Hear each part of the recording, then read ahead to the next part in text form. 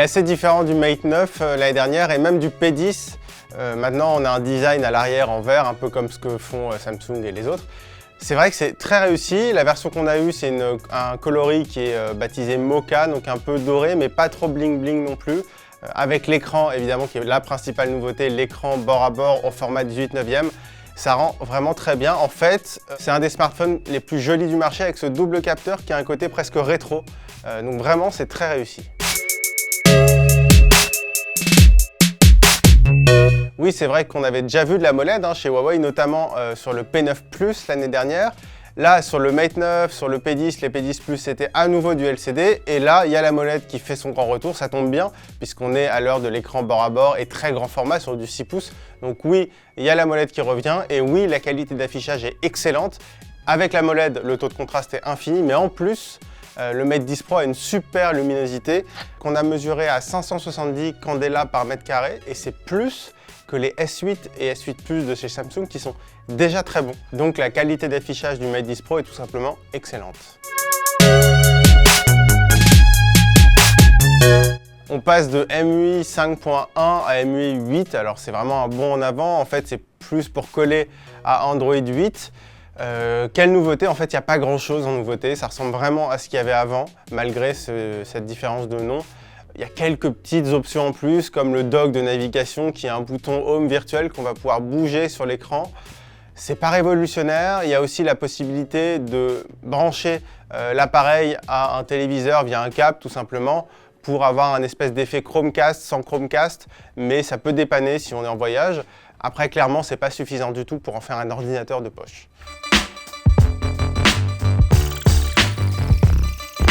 Alors Huawei a beaucoup communiqué sur l'intégration d'une NPU, c'est-à-dire une puce dédiée à l'intelligence artificielle dans le processeur. Alors c'est peut-être très bien sur le papier, c'est peut-être très bien en théorie. Dans les faits, non, on n'a vu juste aucune différence. C'est-à-dire qu'en fait, il y a quelques applications qui en tirent parti. Par exemple, la reconnaissance faciale et surtout la reconnaissance d'image. Effectivement, il va faire quelques petits réglages à la marge quand il va réaliser que c'est un aliment ou que c'est un portrait. Par exemple aussi avec Google Translate, c'est-à-dire un outil de traduction à la volée. Mais en fait, c'est des logiciels qui existent déjà ailleurs et qui fonctionnent très bien sur d'autres smartphones aussi rapidement.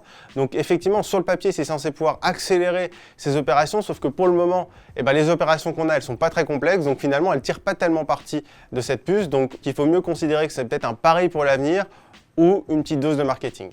Mais par contre, le Kirin 970 est vraiment un bon processeur, on va dire un processeur classique, c'est-à-dire puissant, qui va nous permettre d'aller très loin en jeu. Il y a vraiment un progrès qui est fait par rapport à la puce Kirin 960 du P10. On n'est peut-être pas encore au niveau du Snapdragon 835, mais au niveau de l'Exynos 88-95 du Samsung Galaxy S8.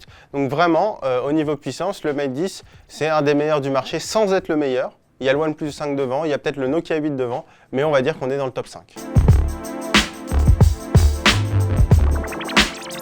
On a eu un petit cas d'école en fait sur ce Mate 10 Pro, c'est-à-dire qu'on a fait, quand on l'a reçu, des premiers tests qui étaient catastrophiques. Et en fait, Huawei a déployé une mise à jour logicielle. Et alors là, ça a tout changé. En fait, l'autonomie a été multipliée par 2, voire par 2,5. Et à l'arrivée, il fait une super autonomie, c'est-à-dire qu'à la fin de la journée, on rentre chez nous avec quasiment 50% de batterie. Il fait partie des meilleurs, donc la batterie de 4000 mAh, elle n'est pas là pour rien. Là aussi, nos premiers tests en photo n'étaient pas vraiment réjouissants et là encore, la mise à jour logicielle a vraiment amélioré les choses. On a fait des comparatifs, notamment avec le Note 8 en basse lumière sur des portraits. Et c'est vrai que le piqué est très bon, le grain de peau notamment était même supérieur à celui du Note 8. En extérieur, il y a peut-être un petit peu moins de détails, mais là aussi, c'est vraiment réussi. En gros, on gagne au niveau de la colorimétrie, au niveau du piqué et surtout au niveau de la rapidité de prise de vue. On n'est pas encore au niveau des Galaxy S8 et Galaxy Note 8 qui sont juste hors concours. Mais vraiment, là-dessus, Huawei a bien travaillé. En conclusion, on choisit plutôt de le comparer au S8 Plus qu'au Note 8 dans la mesure où il n'y a pas de stylet et que c'est un écran 6 pouces, donc c'est un format très proche du S8 Plus. Il est moins cher, il est à 799 € contre 909 € pour le S8 Plus. Il est presque aussi bon en photo. On trouve qu'il est plus joli que le S8 Plus et il y a quelque chose qui est très intéressant aussi, c'est que le capteur d'empreinte digitale est bien placé, contrairement à celui du S8 Plus. Donc oui, on vous le recommande, sauf si vraiment il y a deux choses qui sont importantes pour vous, c'est le chargement sans fil et la reconnaissance faciale.